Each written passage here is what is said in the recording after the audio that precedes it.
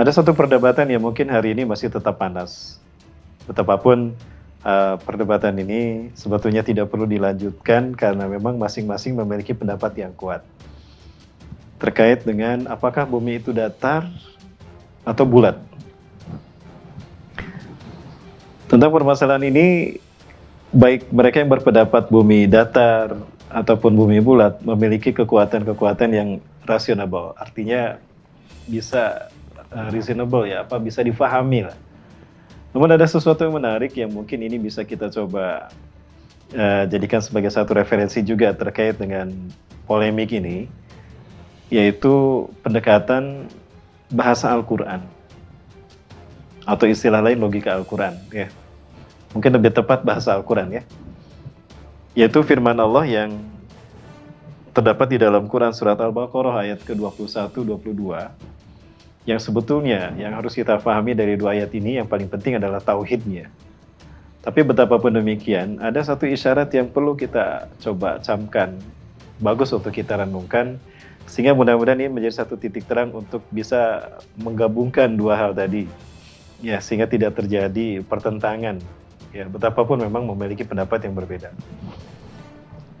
Di dalam Al-Quran surat Al-Baqarah ayat ke-21, Allah Azza wa Jalla berfirman, A'udzubillahi minasyaitonir rajim. Ya ayuhan nasu ubudu rabbakumul ladzi khalaqakum walladzina min qablikum la'allakum tattaqun.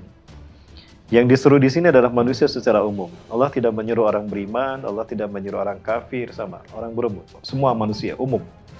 Ya ayuhan nas, wahai manusia, ubudu rabbakum, sembahlah oleh kalian Tuhan kalian, alladzi khalaqakum, yang telah menciptakan kalian, walladzina min qablikum, dan orang-orang sebelum kalian atau kamu, la'allakum tattaqun, agar kalian atau agar kamu bertakwa. Nah, ayat yang berikutnya, ayat yang ke-22, alladzi ja'ala lakumul arda firasya. Ya. Dialah Allah yang telah menjadikan bagi kamu bumi itu sebagai hamparan, was-samaa'a binaa'a, dan langit sebagai tiangnya. Wa anzala minas samaa'i maa'a, dan Allah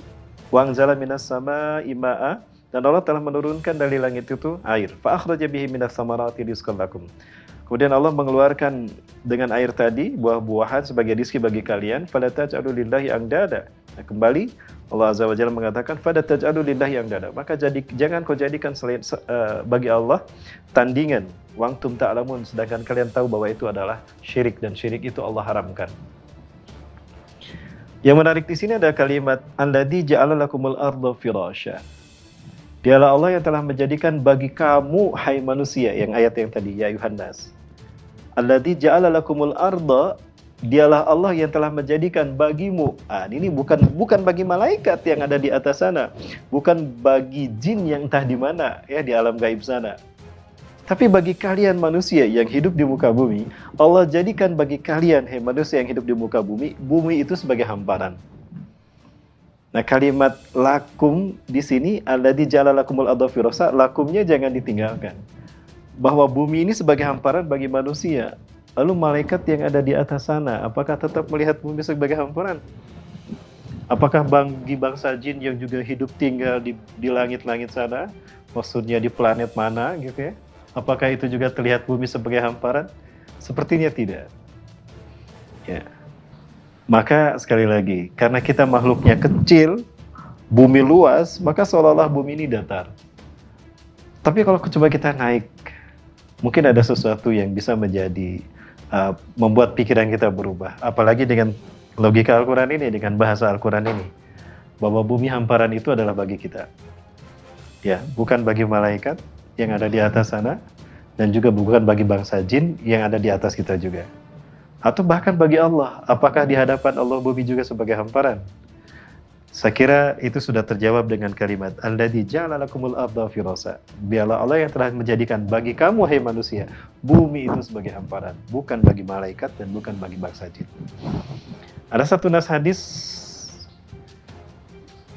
yang menceritakan tentang sijin. Ya, di dalam surat Al-Mutaffifin kita menemukan dua kata, as-sijin dan iliyin.